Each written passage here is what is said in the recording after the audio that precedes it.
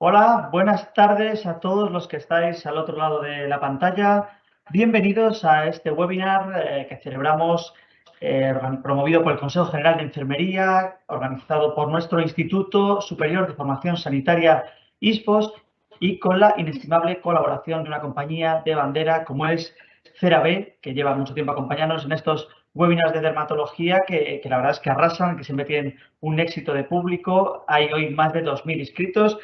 Es increíble cómo se agolpan, enseguida se van a agrupar las preguntas para nuestros expertos de hoy, que como siempre pues son de primerísimo nivel. Pero antes de entrar en materia, nos va a dar la bienvenida la directora de ISPOS, Pilar Fernández, que además, ojito, que tiene una sorpresa muy importante que os va a interesar a todos. Adelante, Pilar, conectamos con tu despacho. Hola, buenas tardes a todas y a todos y feliz año nuevo, porque es el primer webinar del año 2023. Se trata de el primero, como te he dicho, de este año y aprovecho para deciros que estéis muy atentos a vuestros correos electrónicos porque este año está repleto de actividades y ya os avanzo muchas novedades que estoy segura os van a interesar y aportar mucho profesionalmente. Inauguramos así el año, como os decía, y lo hacemos centrándonos en un problema que para muchos puede parecer menor y que, sin embargo, puede llegar a afectar de forma importante a la calidad de vida de quienes lo padecen. Me estoy refiriendo a la serosis, es decir, a la sequedad de la piel. Como ya sabéis, en esta jornada contamos con la colaboración de CeraVe, a quien de manera muy especial queremos agradecer su estrecha cooperación con nosotros en estos eventos. Este es el séptimo webinar que celebramos conjuntamente para hablar de cuidados dermatológicos y, como hemos podido comprobar una vez más, es un tema que despierta un gran interés. Una vez más, como ha dicho David, hemos superado las 2.000 inscripciones en este evento. Así que creo que tenemos motivos para estar satisfechos. Y para estar a la altura de vuestras expectativas, como siempre, hemos invitado a tres expertas, en este caso, que nos van a hablar de la serosis desde distintas perspectivas. En primer lugar, intervendrá María Teresa Truchuelo Díaz, que es dermatóloga del Hospital Vitas de Arturo Soria de Madrid, Mónica Constumero García, que es enfermera del Centro de Salud de Monterrozas de Madrid, y Mercedes Abarquero Cerezo, responsable de comunicación científica de CeraVe.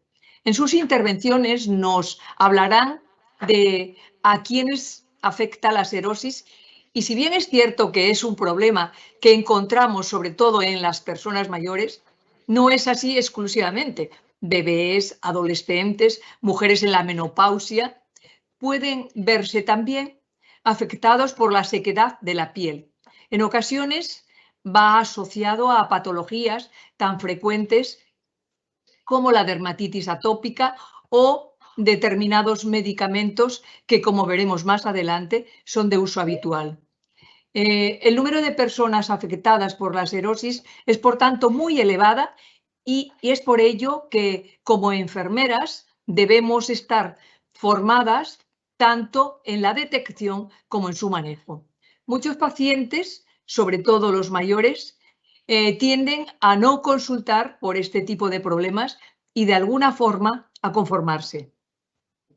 Debemos ser proactivos y detectar estos casos para ayudarles a mejorar su calidad de vida.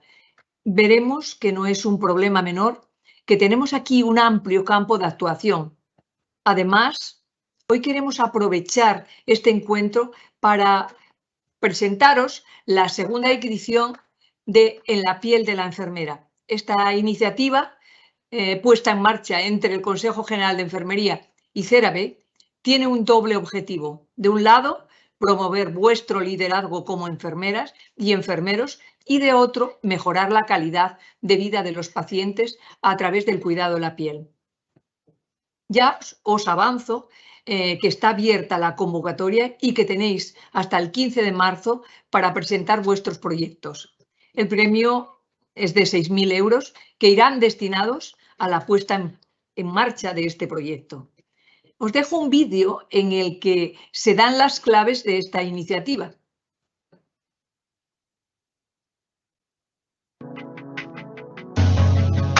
Llega la segunda edición de la beca En la piel de la enfermera, una iniciativa del Consejo General de Enfermería con la colaboración de CERABE, dotada con 6.000 euros.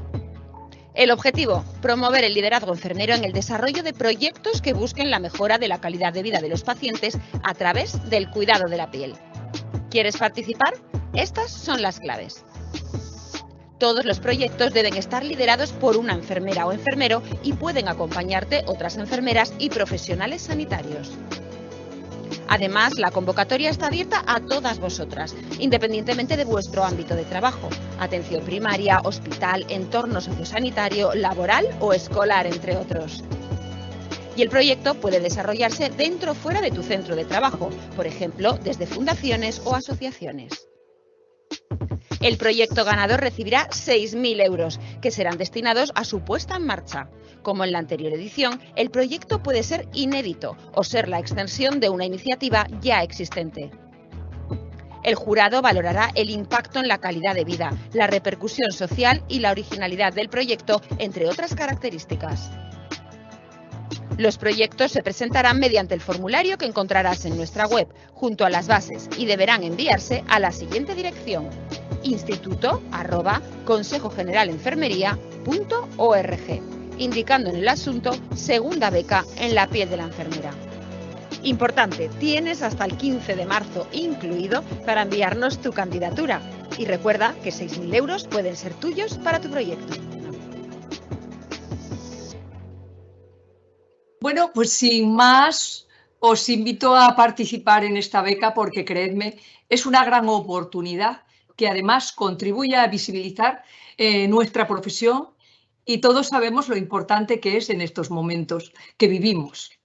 A continuación será el turno de de Mercedes Abarquero Cerezo, que es una de las ponentes que hablará en representación de CERABE. Es la responsable de comunicación científica de CERABE y hablará en su nombre. No quiero dejar pasar la oportunidad para agradecerle personalmente su colaboración y hacer extensible esto a todo el grupo de CERABE, pero también quiero agradecer en nombre del Consejo General de Enfermería y del Instituto Superior de Formación Sanitaria ISFOS a todas las personas que habéis hecho posible que hoy estemos aquí todos celebrando este evento, tanto a los asistentes, ponentes, como los equipos interdisciplinares que han contribuido a que este webinar vea la luz. Muchísimas gracias a todas y a todos.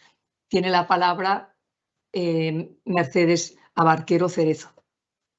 Muchísimas gracias, Pilar, y muy feliz año a todos. Es todo un honor continuar con esta colaboración con el Consejo General de Colegios de Enfermería y el Instituto ISFOS en este proyecto En la piel de la enfermera, que se inició en el año 2021 y que durante los últimos webinars hemos abordado diferentes temas alrededor de el cuidado de la piel, como la barrera cutánea, la dermatitis atópica, la psoriasis, la diabetes, y que han tenido una excelente acogida para todo el colectivo de enfermería.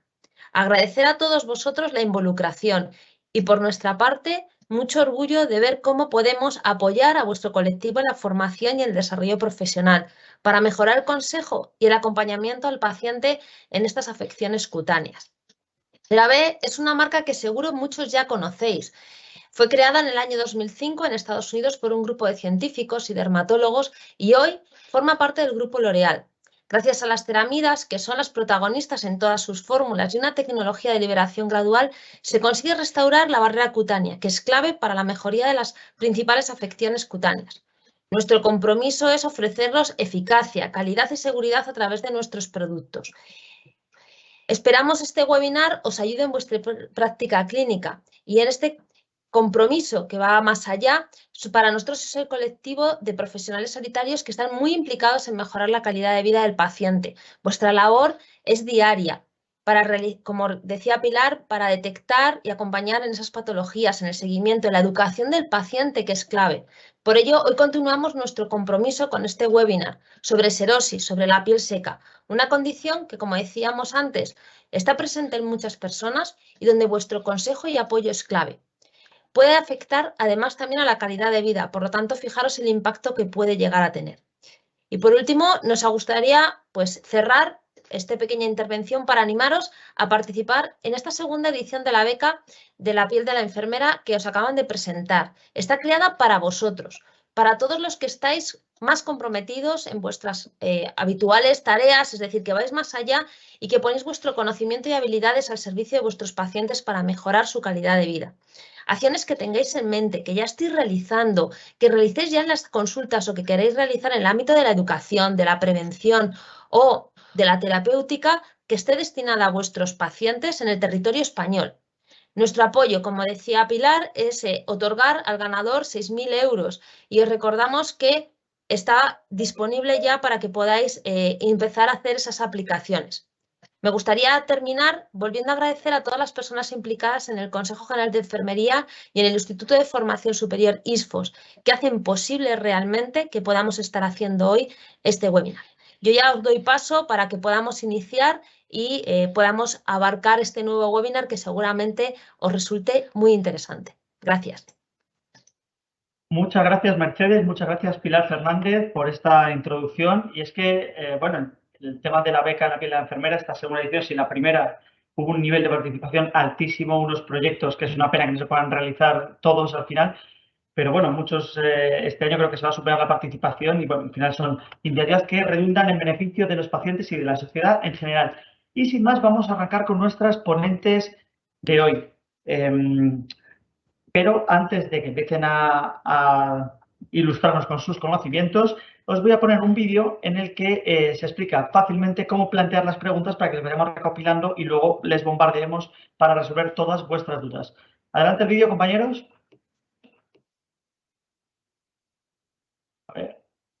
Para enviar sus preguntas, utilice la barra lateral que se muestra a la derecha de su monitor. Si no ve el cuadro de texto, actívelo en la parte superior derecha, icono Preguntas. A continuación, en la parte inferior, encontrará dos cuadros de texto. Introduzca su nombre en la casilla correspondiente y su pregunta en la casilla Haga su pregunta.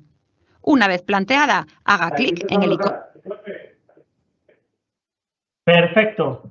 Muy bien, pues ha quedado claro. Perdonad a todos los que nos estáis viendo porque estoy a rayas como una cebra debido al sol que entra por la ventana, ha bajado el sol y aparte me estoy quedando medio ciego, ya parece que vuelve un poco a la normalidad, pero no es a mí quien me tenéis que ver, sino a nuestra primera ponente de hoy, que es María Teresa Truchuelo, Maite Truchuelo, que es una de las dermatólogas del Hospital Vitas Internacional de Arturo Sarria. Y dicho, ¿es dermatóloga? Sí, Hospital. Adelante, María Teresa, Maite. Hola, buenas tardes. Muchas gracias por la presentación. Pues nada, hoy vamos a hablar de las edades de la serosis. En primer lugar, definir qué es la serosis. Hace referencia al término a la piel seca y es un trastorno muy frecuente en la población general y que además tiene un impacto en la calidad de vida bastante importante.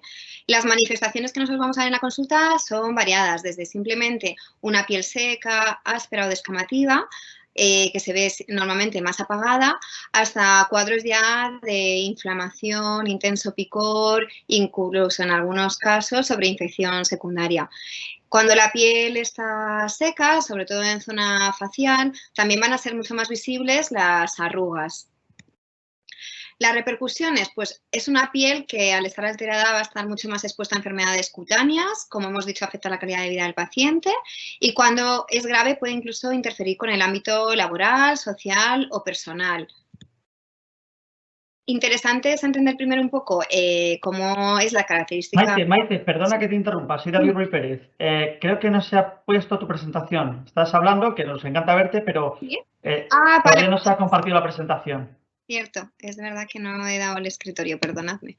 Nada. ¿Ahora está aquí? A ver, parece que verse perfecto. Fenomenal. Adelante. Perdón. Y nada, lo que os comentaba es que primero vamos a repasar cuál es la estructura de la piel para entender un poquito por qué puede fallar y llevarnos a la serosis. es interesante entender qué porcentaje de agua tenemos en cada capa de la piel. La capa córnea presenta tan solo un 15% de agua, pero sin embargo es una de las capas que va a ser más importante de cara a la presentación de la serosis. Cuando este porcentaje de agua en la capa córnea disminuye por debajo del 10%, pues nos va a llevar directamente a la serosis. En la epidermis el porcentaje de agua es superior y en la dermis, fijaos que hasta el 80% de la dermis es agua, pero no va a tener tanto impacto en la serosis porque no se ve normalmente tan afectada. Al final, la función barrera, el objetivo es que nos mantenga esas proporciones de agua de forma adecuada y si el ritmo a la cual perdemos agua es mayor que la capacidad de retenerla, pues es cuando las proporciones de agua disminuyan y podemos vernos ante una serosis. Hoy en día entendemos la piel como un órgano funcional y no tanto una estructura física sin más, sino que hay distintas funciones. Muy importante el microbioma, que son todos estos microorganismos que forman parte de la piel y que van a influir tanto en el estado de salud de la misma como si se ve alterado en patologías.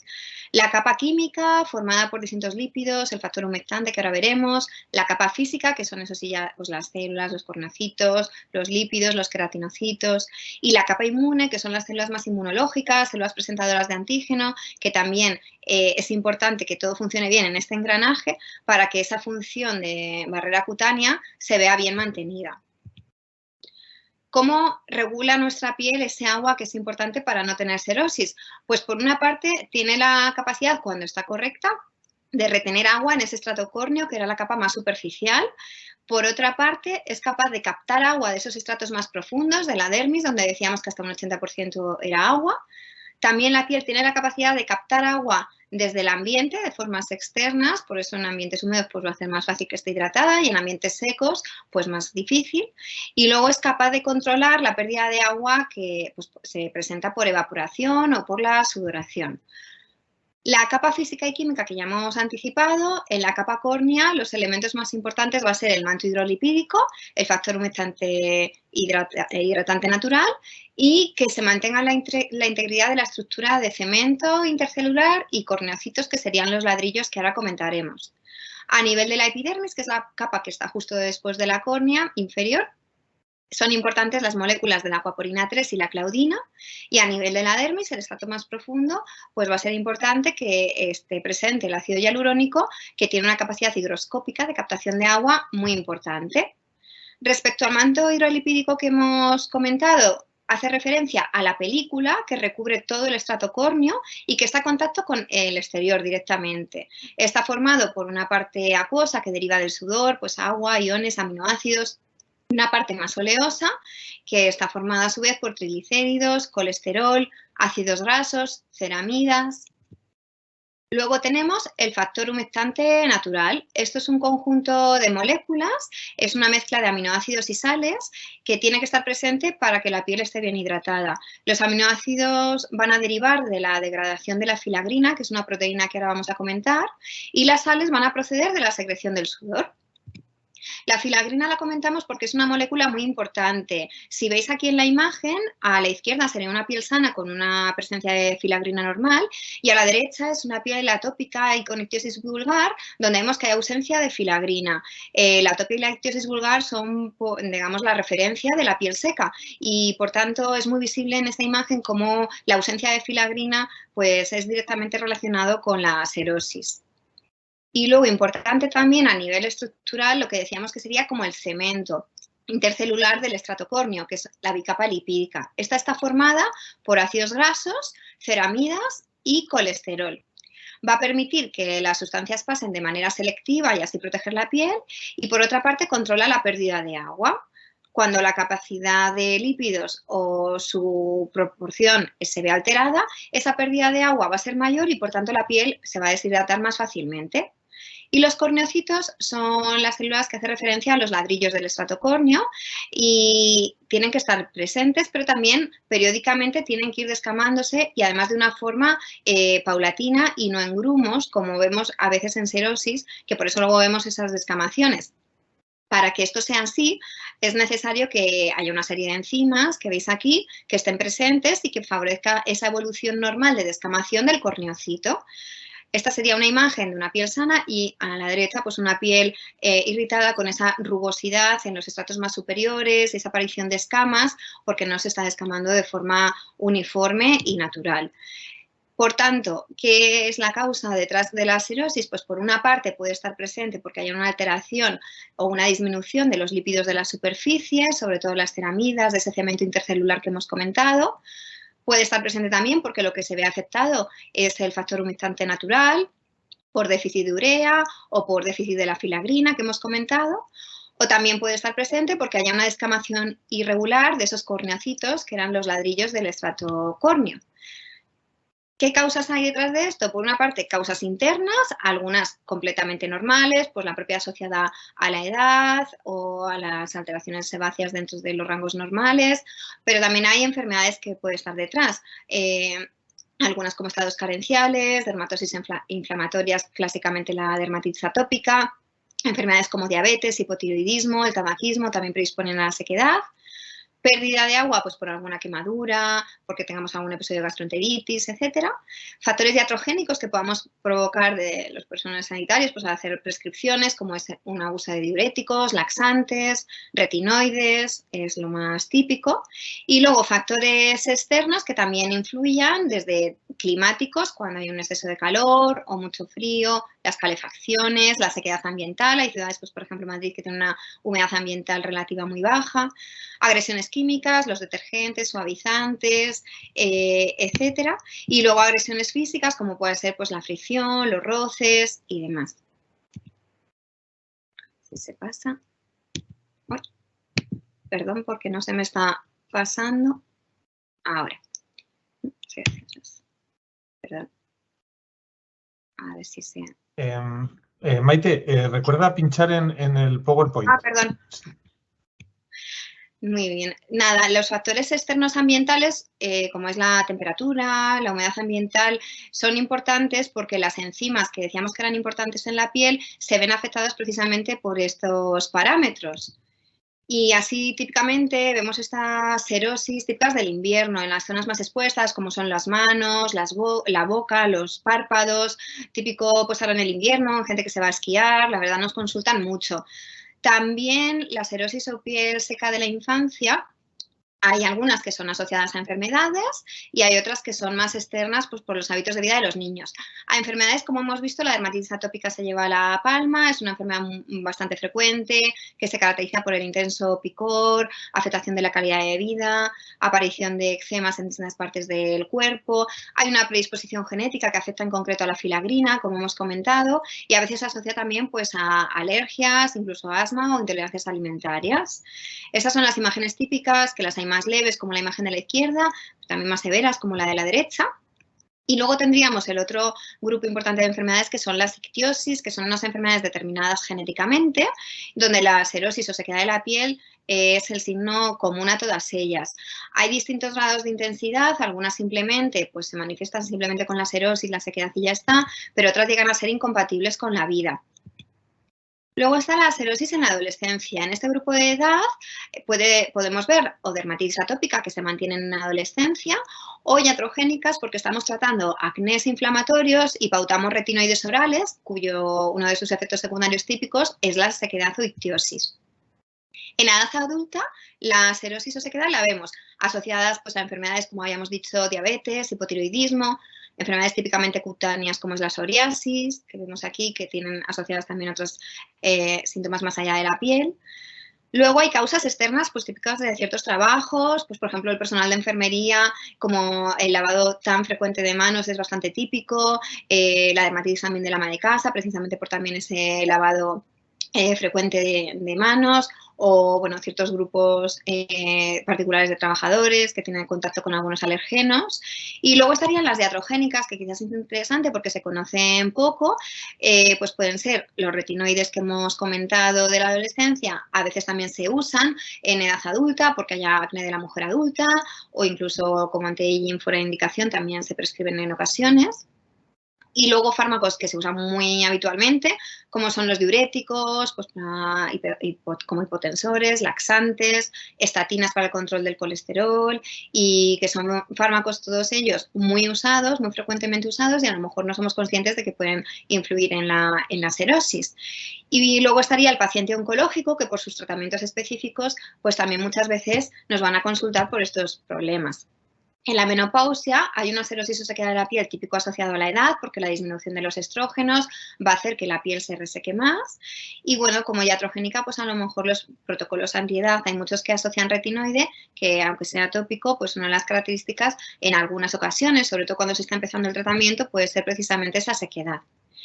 Y ya en la edad más anciana, la cirrosis es algo muy, muy frecuente porque los niveles de filagrina cada vez van siendo menores y fijaos que hasta un 75% de los mayores de 75 años pueden tener cirrosis, lo cual es una proporción muy, muy elevada. Es una de las causas más frecuentes de picor en este rango de edad y lo tenemos que tener presente. Generalmente empieza por las piernas, pero luego esa cirrosis se puede extender a otras partes del cuerpo. Y también en esta edad es típica como iatrogénica, pues fármacos, por ejemplo, para el tratamiento del Alzheimer, como es la ribastigmina, pues son fármacos que producen específicamente bastante cirrosis.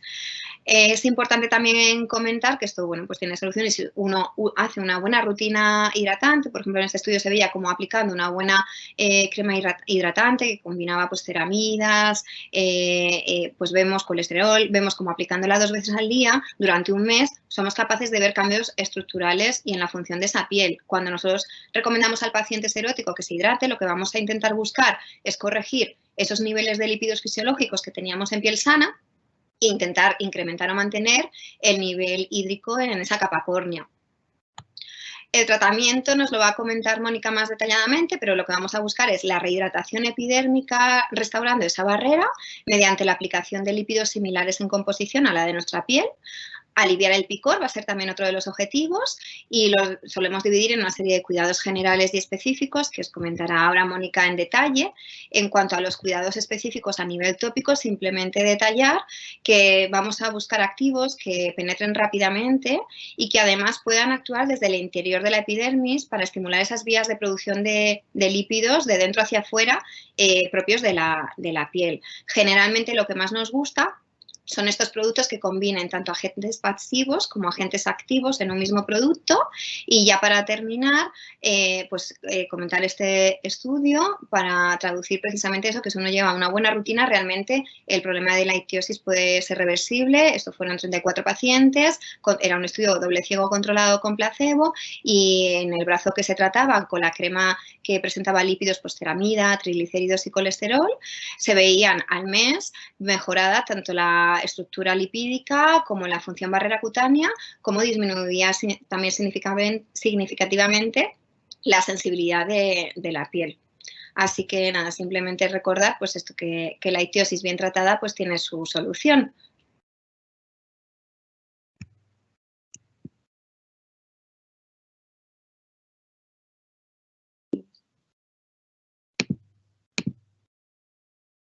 La verdad que tenía el micro, hemos solucionado los problemas de imagen, que ya se ve bastante bien, pero tenía el micro cerrado. Que muchas gracias, Maite, por esa fantástica intervención. Vemos que la cirrosis, la piel seca, que a veces se considera como un problema menor, pues puede tener mucha vinculación a muchas patologías, generar una cierta problemática en el paciente, que requiere unos cuidados especiales como los que nos va a exponer nuestra siguiente invitada de hoy, que es Mónica Costumero, enfermera, esa dupla que hacen enfermera y dermatóloga y que siempre escenificamos también en estos webinars. Mónica es enfermera del Centro de Salud Monterrozas, que está aquí en Madrid, en Las Rozas, muy cerquita de aquí de la sede del Consejo General de Enfermería.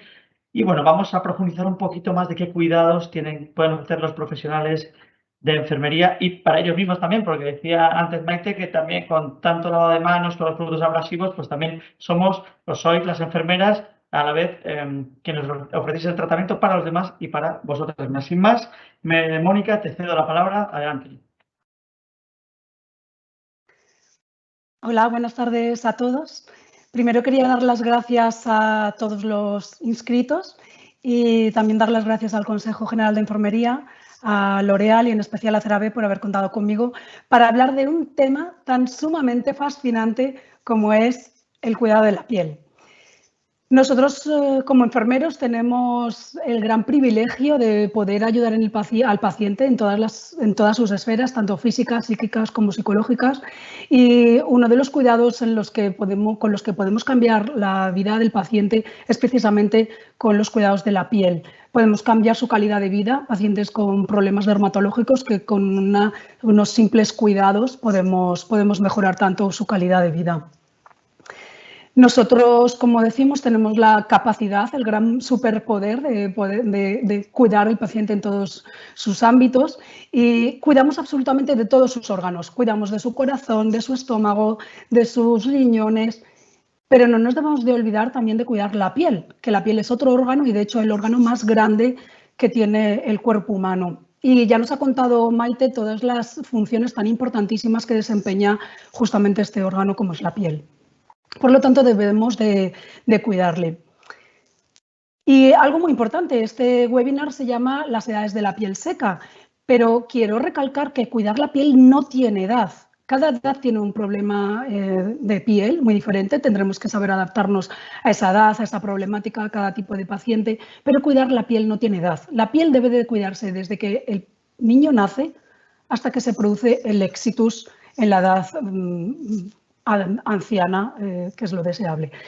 Por lo tanto, nosotros tenemos que tener conocimientos para poder ayudar a esos pacientes en todas las edades, desde que nacen hasta que mueren. Y además la enfermera tiene esa capacidad. Y sabiendo, como han comentado ya, que la psoriasis es un problema muy importante a nivel mundial, es una de las afecciones dermatológicas más frecuentes, afecta al 50% de la población general a nivel mundial, pero también han comentado, Maite, que en los pacientes mayores de 75 años la afectación es más del 75% de esa población. Por lo tanto, tenemos que estar preparados para ayudar a estos pacientes. Y como bien dijo Pilar también al principio, es raro que un paciente acuda a nuestra consulta o se coja una cita para comentarnos que tiene la piel seca. Normalmente es de una forma en la que yo llamo por el ya que estoy aquí, mira que cómo tengo la piel. O una detección casual, pues a lo mejor para remangarle la manga, tomarle la tensión, vemos que tiene el brazo con una importante sequedad, o le vamos a sacar sangre y detectamos esa serosis, o el paciente acude a nosotros o al médico de familia porque tiene una psoriasis. Muy frecuente que acudan a nosotros, sobre todo en atención primaria, porque tienen una herida en la pierna, a lo mejor provocada por un problema de hipertensión prolongada, por por ejemplo, una úlcera de Martorell, que es producida por una arteriolosclerosis, acude, nos lo muestra, que sería el ejemplo de la foto que aparece debajo de las letras, y al valorar la herida detectamos que tiene una sequedad brutal en el talón. Podemos mirar el resto de la piel y detectamos probablemente otras zonas secas. O acuden por una herida de pierna de otra etiología, como puede ser un edema importante, un linfedema, esa paciente que presenta un edema duro con bastante sequedad en la piel, incluso ya lesiones, o un paciente con insuficiencia venosa crónica que acude porque tiene unas lesiones o porque el propio éxtasis venoso ha hecho romper la piel o porque el propio prurito de la insuficiencia venosa ha producido un rascado en el paciente, que es tan importante quitar el picor del paciente precisamente para que no se produzcan heridas.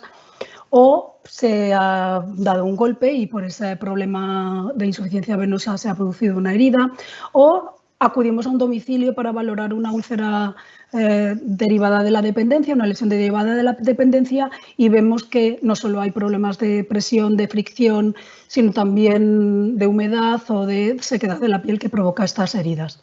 Por lo tanto, nosotras como enfermeras debemos de anticiparnos a todo esto, saber detectarlo, saber prevenirlo y ser proactivas en esta situación, como bien ha dicho Pilar. No debemos de esperar a que el paciente acuda a nosotros por este problema, sino ser proactivas y detectar qué pacientes van a tener más probabilidades de tener la piel seca. Sabemos que hay factores que favorecen esta serosis, por lo tanto nosotros como enfermeras cuya función principal es la prevención, debemos de estar alerta a todos estos factores para prevenir esta sequedad de la piel. Tenemos la genética, que sí, efectivamente, igual que heredamos los ojos azules o un apartamento en la playa, también podemos heredar la piel seca.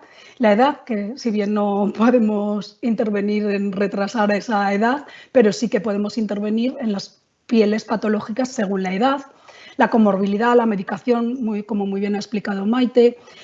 La nutrición, ciertos estados carenciales, una mala nutrición, una mala hidratación pueden favorecer esta piel seca. El sol es un factor que afecta sobremanera de forma muy negativa, y aunque es verdad que la población cada vez va siendo más consciente de este daño, todavía queda mucho por hacer. Los cambios ambientales, el tabaco, en fin, una serie de factores que conocemos que pueden provocar piel seca y que nosotros como enfermeras podemos detectar y prevenir.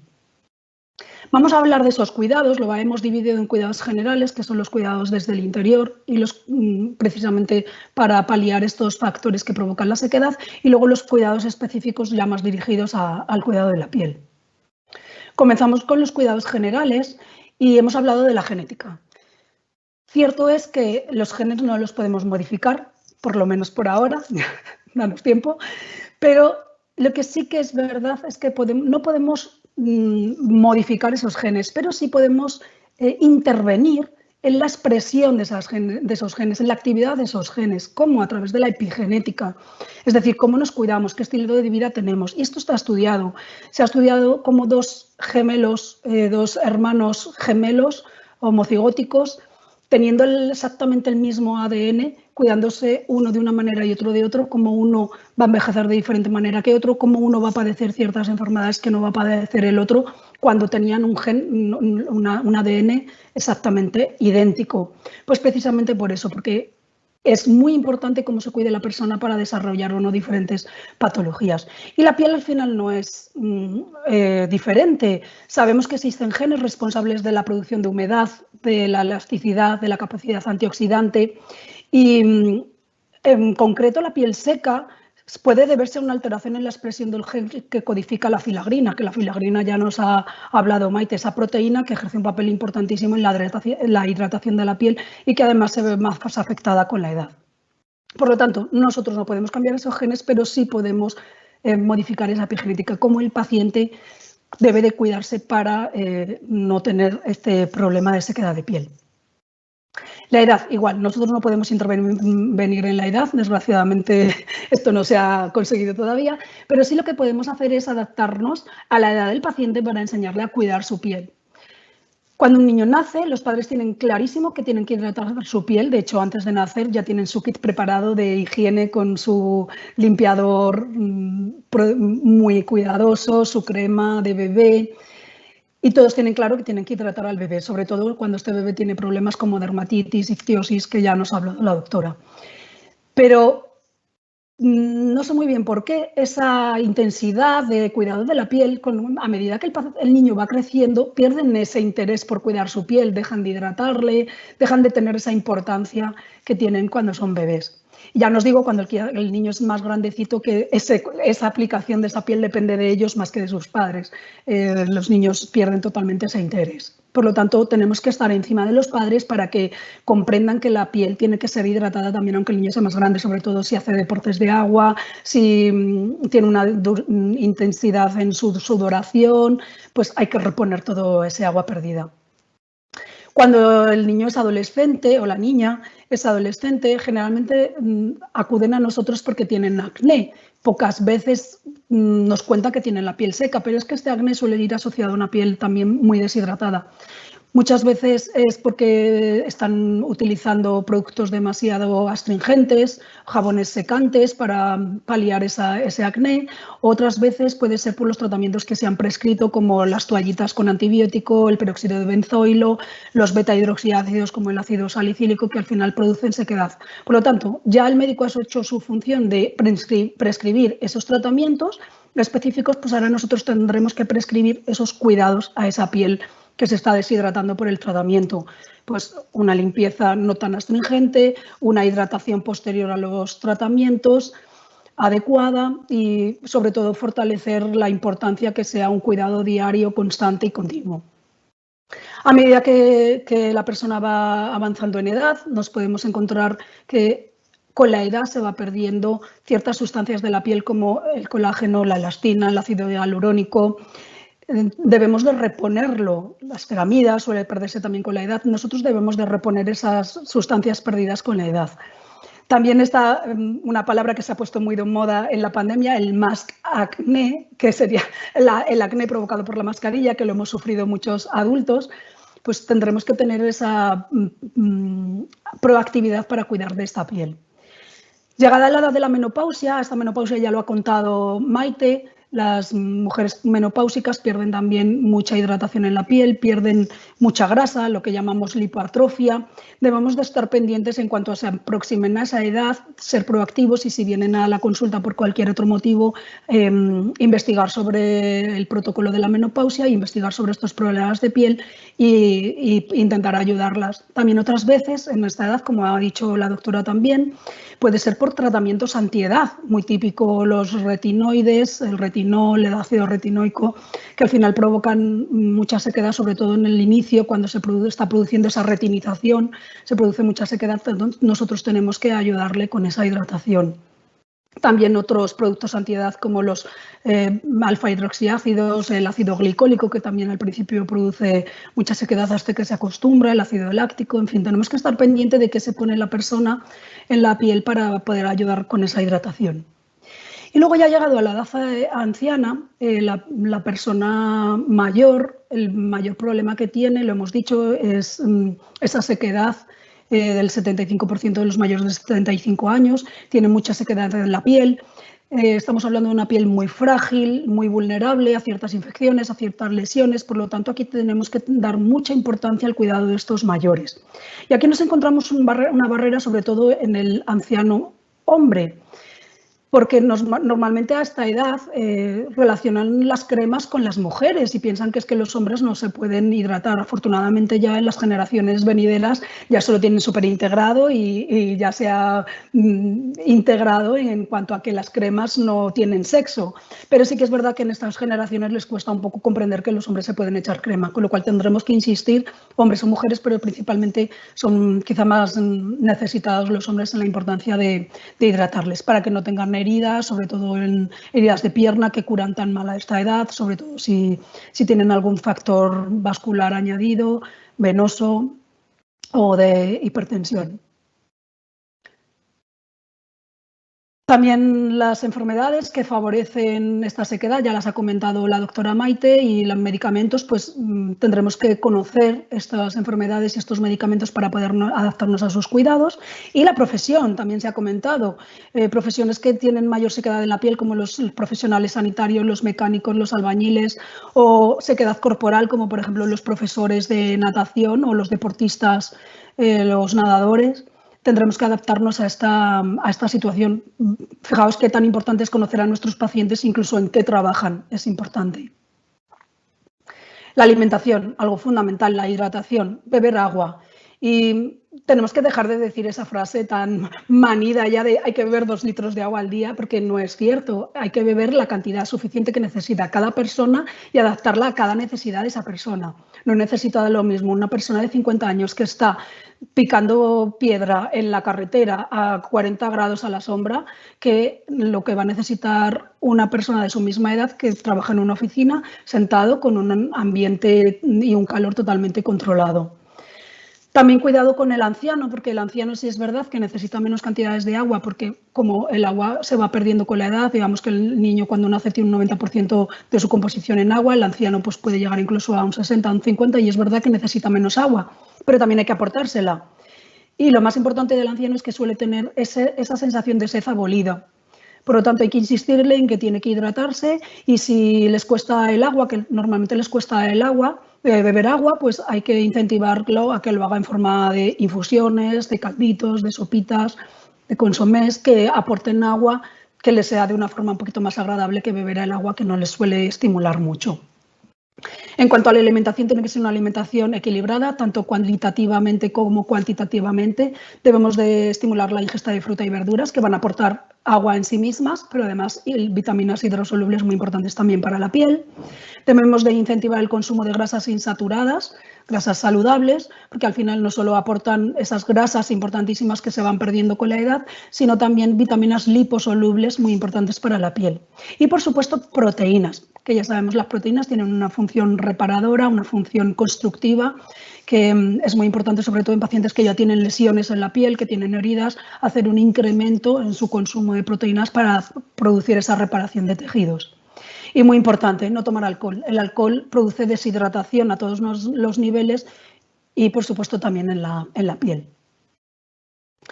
El sol, lo hemos comentado al principio, el sol es el gran enemigo de la piel, produce la destrucción de las fibras elásticas de la piel, es el responsable del 50% del envejecimiento, el fotoenvejecimiento está ya más que demostrado, produce además daños irreversibles y viene fatal para todo tipo de pieles, pero sobre todo para la piel seca. Y os podéis estar preguntando, bueno, Mónica, pero es que el sol también es importante para la síntesis de vitamina D. Cierto, pero hay que saber cómo tomarlo, que es un poquito tiempo al día, con unos minutos, 10-15 minutos es suficiente, no hacerlo en las horas puntas y exponer zonas que no sean vulnerables. Si nosotros tenemos una piel vulnerable en las piernas, no vamos a exponer las piernas, expondremos los brazos. Si nuestro problema es en la cara, pues expondremos las piernas. En fin, elegir un poco cómo tomar ese sol. ¿Cómo evitar estos daños del sol? Pues muy importante, protección solar todo el año, los 365 días del año, haya o no sol, y evitar la exposición, como ya he comentado, en las horas puntas. Y fijaos, me apetecía mucho poneros esta foto que se ha hecho muy viral este año. Es una foto que colgó en Twitter un dermatólogo de Nueva York, que demuestra cómo una mujer de 92 años que se protegía la cara pero no el cuello, cómo se produjo ese daño del sol en el cuello, lo que llamamos elastosis solar, esa piel seca, arrugada, totalmente destruida por el sol, con respecto a la cara que sí la protegió. Y me parece fascinante y de hecho se hizo muy viral en las redes sociales.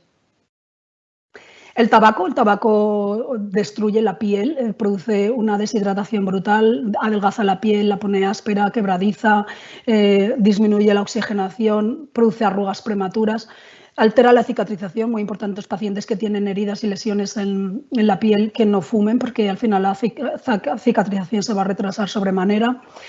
Por lo tanto, ya tenemos un motivo más para fomentar el dejar este hábito. El clima, ya hemos hablado, conociendo que afecta tanto los cambios de temperatura, la sequedad ambiental, pues tenemos que explicárselo al paciente para que lo tenga en cuenta y formarle en este sentido. Y ya nos metemos en los cuidados específicos.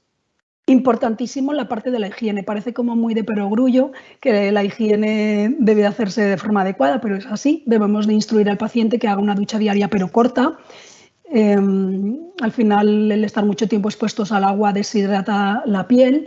El agua templada, el agua muy caliente, aunque sea muy gustoso meterte debajo de la ducha con agua muy calentita, pero sí que es verdad que deteriora bastante la piel, incluso la del cuero cabelludo a la hora de lavarnos el cabello.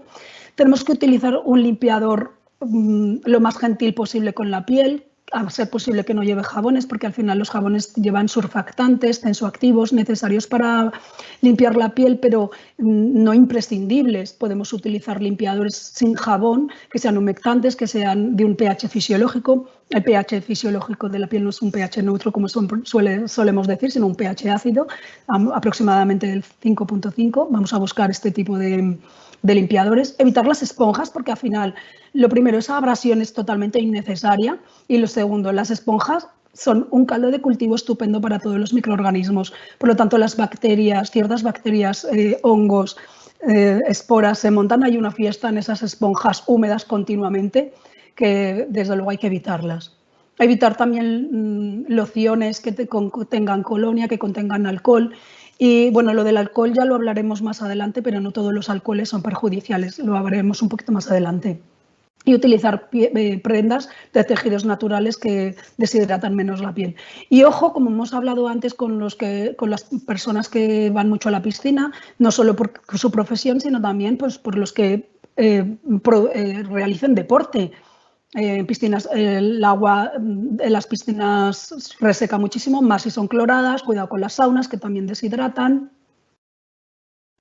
En cuanto a los tratamientos tópicos, debemos de elegir tratamientos que penetren, fórmulas que penetren muy rápidamente en la piel, que penetren en las capas profundas y que hagan una hidratación desde el interior hacia el exterior, ya lo hemos comentado también, y cuidado con los alcoholes secantes, pero no todos los alcoholes son secantes, hay ciertos alcoholes que son necesarios para estabilizar la formulación, pero que no son secantes, eso ya hablaremos también. Y de preferencia evitar las cremas o las lociones con fragancias. Al final la fragancia no deja de ser un alcohol y además estas fragancias pueden producir alergias. Y muy importante, hay que instruirle al paciente para que se aplique las cremas inmediatamente después de la ducha, porque una vez que se secan, que por cierto el secado no debe de hacerse frotando, sino a pequeños toquecitos, cuando la piel está todavía ligeramente húmeda, es fundamental dar ahí las cremas para evitar esa evaporación transdérmica que se produce una vez que han pasado incluso pocos minutos después del baño. Por lo tanto, inmediatamente después de salir de la ducha, secamos a toquecitos y aplicamos las cremas.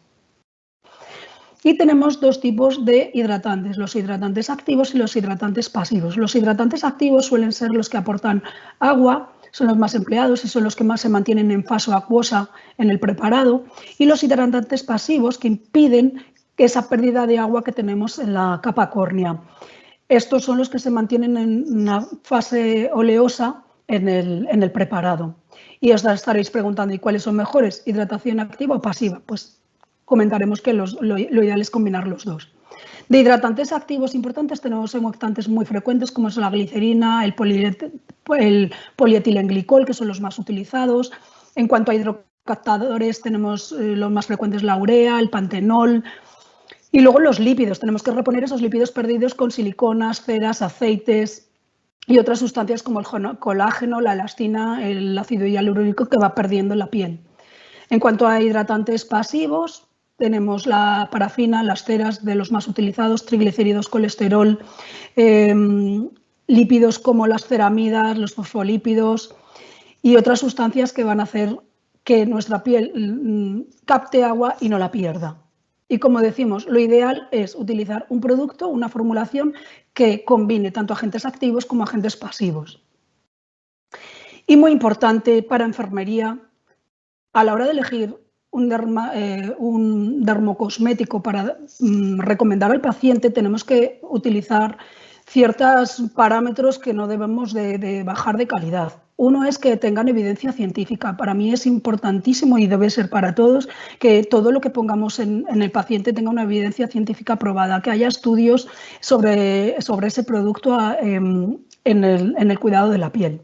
Después tenemos que buscar que tenga una eficacia demostrada para lo que queremos tratar en concreto. Es decir, puede ser muy bueno para algo y está demostrado, pero a lo mejor no está demostrado para otra cosa, con lo cual nosotros tenemos que elegir el que verdaderamente esté demostrado para esa patología.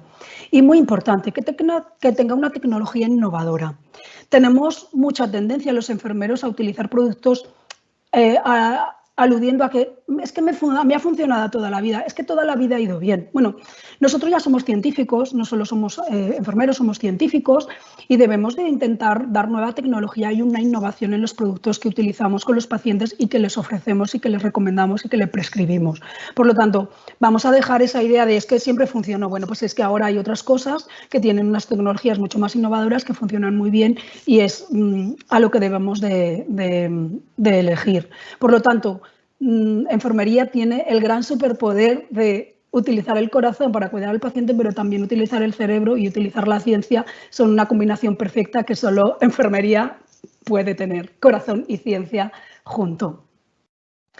Y ya para terminar me gustaría dar un extra en cuanto a lo importante que es que los enfermeros sepamos leer las etiquetas de los cosméticos, es decir, el INCI. El INCI no es más que una nomenclatura internacional de ingredientes cosméticos que se nombran de exactamente igual manera, esté hecho en España o en Estados Unidos, y da igual que lo haga el laboratorio X que Y. Todos tienen que nombrarlo de la misma manera. Es la mejor manera de poder identificar los principios activos que lleva cada cosmético. Y os pongo este ejemplo. Este es un INCI de una crema hidratante que evidentemente no nos podemos aprender todos estos nombres porque no somos formuladores y no nos dedicamos a ello, pero sí por lo menos saber identificar algunos compuestos, algunos activos, igual que a un paciente le enseñamos a leer etiquetas de los alimentos para identificar si tienen más o menos sal, más o menos grasas saturadas o más o menos azúcar. Esto es lo mismo. Pongo este ejemplo, por ejemplo, veis que en segundo lugar del INCI está la glicerina. Normalmente el INCI ordena los principios desde el que tiene más cantidad al que tiene menos, excepto los que bajan del 1% que ya van indistintamente colocados como quiera la marca. Y fijaos que esta en concreto tiene la glicerina en los primeros puestos, tiene otro más abajo, de mitad para arriba es importantísimo que tengan un hidratante activo como es la glicerina. Después fijaos que tenemos el sodio hialuronate, que no es más que es ácido hialurónico en formato de sal sódica. El ácido hialurónico, fijaos, no es que esté de los primeros y tiene un papel importantísimo, pero es que en pequeñitas cantidades es suficiente como para aportar esa hidratación que buscamos y ese ácido hialurónico perdido. Los alcoholes, hemos dicho que hay alcoholes secantes que debemos evitar, pero hay ciertos alcoholes que no son secantes, que todo lo contrario, pertenecen a los alcoholes grasos que en principio se utilizan como emulsionantes para emulsionar esa parte acuosa y esa parte grasa y que no se separen, pero también estos en concreto tienen una función emoliente, suavizante, protegen la piel, esto debemos de conocerlo. Fijaos también triglicéridos y colesterol, esas grasas, esos lípidos que pierde la piel que debemos de aportar. Ceramidas, que hemos dicho que cuanto más edad tiene el paciente, más ceramidas pierde. Bueno, pues es una manera de conocer lo que le vamos a recomendar al paciente. Y ya termino, que creo que me he pasado mucho de tiempo, diciendo que no hay pieles feas, sino pieles descuidadas. Muchísimas gracias. Muchas gracias, Mónica. Bueno, esto ha sido una clase magistral. Hemos tocado muchísimos palos, han salido muchos temas que van a fomentar la curiosidad y las preguntas. Y tengo que comentar varias cosas antes de dar paso a nuestra tercera ponente, Mercedes Abarquero. Primero, muchos de vosotros estáis entrando de forma anónima en el seguimiento del webinar y estáis preguntando cómo conseguir el certificado de asistencia. Lo mejor es que mandéis un email a info@ispos.com, repito, info@ispos.com, ahí os identificáis de cara a cursar el diploma de asistencia después de asistir al webinar. Más asuntos. Os recordamos que mañana ya tendréis colgado en su integridad este webinar, pero claro, si os vais no podéis hacer las preguntas, aquí no se mueve nadie, pero podréis repasarlo, verlo o pasárselo a quien no lo haya podido asistir en directo, pues porque las agendas a veces no lo permiten en esta vida tan complicada que llevamos. Y aún así esta tarde, probablemente según acabe el webinar, un poquito más tarde ya tendréis en Canal Enfermero una noticia en vídeo sobre pues, lo más destacado de lo que ha dicho cada ponente. Y dicho todo esto, vamos con nuestra tercera ponente, Mercedes Abarquero, que es la directora de comunicación científica, la responsable de comunicación científica de CERAVE, es farmacéutica, tenemos médico, tenemos enfermera, tenemos farmacéutica, ese trío sanitario por excelencia, quien va a profundizar aún más porque no hay nadie mejor que ella para conocer todos los productos de composición. Por cierto, no he comentado, bueno, es posible que el umbral de las enfermeras sea evidentemente más alto, pero las fotos que ha puesto en los casos clínicos Mónica, pues para los profanos son un poco duras, pero creo que son de estas que a las enfermeras pues les encanta ver un poco casos reales y las matices que has ido aportando. O sea que muchas gracias por esta exposición. Sin más, Mercedes, que te veo ahí ya preparadísima. Adelante con tu exposición, que está, por cierto, el chat de preguntas a tope. O sea, no va a tiempo a darlas todas, pero estamos organizándolas para que podáis contestar enseguida. Adelante, Mercedes. Muy buenas tardes. Muchísimas gracias, David, por darnos pie a poder hablar de este tema y muchas gracias a las ponentes, a Mónica y a la doctora Maite Truchuelo, porque ha sido espectacular. Espero estar al nivel ahora mismo y bueno, voy a compartir mi presentación, creo que ya estáis viendo la pantalla. Y a mí me gustaría empezar un poco pues retomando la última parte que ha estado hablando Mónica. En el caso de los activos, que muchas veces hablamos, qué cosas son importantes en una formulación para una rutina para la piel seca. Y realmente lo primero que tenemos que empezar hemos hablado de que es un dermocosmético y efectivamente incluso hemos visto un INCI de un producto, un dermocosmético que se utiliza para la piel seca. Pero tenemos que entender que lo primero es que es un producto que tiene una estricta carta de formulación y que sobre todo ese nivel de evidencia del que hablaba hace un momento Mónica y que es clave, es lo que nos permite ahondar y tener una eficacia demostrada. Esto lo que va a hacer es que podamos recomendarlo y utilizarlo en esas situaciones en las que hemos visto, bien porque nos permite espaciar brotes, nos permite que tenga una buena adherencia porque el paciente ve resultados, nos permite también que esos efectos secundarios que hemos visto de ciertos pues medicamentos que generan, por ejemplo, iatrogénicamente una serosis, pues podamos reducirlo. En definitiva, al final lo que buscamos es mejorar la calidad de vida de los pacientes. ¿Y cómo lo hacemos? Bueno, pues hemos comentado pues, esa selección de ingredientes, que ya incluso hemos visto algunos de ellos. Hemos hablado, o no hemos hablado, mejor dicho, de que en muchas ocasiones en ciertos dermocosméticos, específicamente cuando están centrados, orientados a un tipo de patología o problemática que los recomendamos, evitan ciertas sustancias y, por supuesto, el incorporar nuevas tecnologías que están basadas al final en la investigación, en conocer más cómo funciona la piel, nos permite tener rutinas de cuidado. Yo me voy a dirigir a las rutinas de cuidado a ir un poquito más allá. Es decir, una rutina de cuidado no solamente es la crema, es también incorporar un producto limpiador hidratante que comentaba antes Mónica. Perdón, un producto de higiene. Un producto de higiene que nos permita incorporar esas sustancias desde la higiene que no tenemos o que hemos perdido pues, por diferentes circunstancias. Hablamos de esos productos que son, en primer lugar, para limpiar. Entonces, tienen que tener tensioactivos, tiene que tener un producto detergente. Lo importante es saber que el detergente que estemos utilizando sea un detergente suave, que respete la piel o que en medida de lo posible la combinación que tengamos dentro de esa fórmula nos ayude a que no se deslipidice la barrera cutánea. Además, tenemos elementos hidratantes y relipidizantes. Esto es clave principalmente en las pieles secas. ¿Por qué? Porque nos va a permitir incorporar desde el momento de la higiene esas sustancias que son deficitarias en esa piel. Y por supuesto, tecnologías y un pH fisiológico. No se nos debe olvidar que nuestra piel tiene un pH ácido en torno a 5,5 y los productos que recomendamos, especialmente los productos de higiene, también tienen que ir en ese pH. ¿Por qué? Pues porque hay sobre todo ciertos compuestos, pues los tensioactivos, los llamados sulfatos, por ejemplo, o los jabones naturales que suelen ir en pHs más altos. Por lo tanto, es muy importante asegurarnos que el pH fisiológico se mantiene en el producto, que tengamos un pH en torno a un 5,5. Es importante, muy importante, la higiene y lo veis en pantalla, ¿de acuerdo? ¿Qué es lo que ocurre cuando nosotros utilizamos una higiene inadecuada? Pues lo que puede ocurrir es que cuando el surfactante, es decir, el tensioactivo, la sustancia que limpia, no se elimina de la superficie, es decir, se aclara mal por un lado, o, por ejemplo, es demasiado intensa, puede interaccionar con las sustancias que tenemos en la capa córnea, y ahí hablamos de filo hidrolipídico, hablamos de esa capa córnea más externa, y puede modificar esa función barrera y hacer que se incremente, podríamos decir, el cemento y los lípidos del estrato córneo. ¿Qué va a generar? Pues va a generarnos rojez, sequedad, tirantez, inconfort y, por supuesto, picor, que es lo que normalmente notamos cuando un producto detergente, sobre todo si es muy agresivo, lo notamos en el momento de la higiene y si es, podríamos decir, no es tan agresivo o no lo utilizamos adecuadamente, lo vamos a notar al cabo de unos días de exposición, es decir, con la exposición continuada.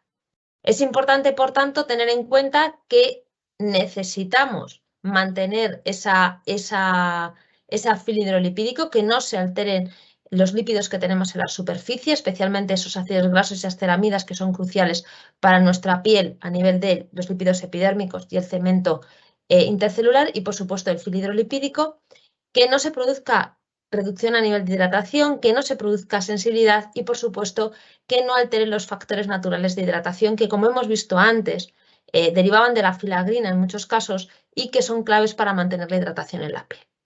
En el caso de los cosméticos, cuando hablamos de la hidratación, es importante recordar que las tecnologías de liberación son podríamos decir, lo que marca la diferencia en muchos casos a día de hoy entre diferentes productos. Hemos visto hidratantes activos, hidratantes pasivos, hemos hablado de lipidizantes, emolientes, podríamos clasificarlos, pero en muchos casos la forma en la que en la piel van a interactuar, es decir, cómo se liberan progresivamente, nos va a permitir que el efecto que notamos a la hora de la aplicación del producto se mantenga a lo largo del día.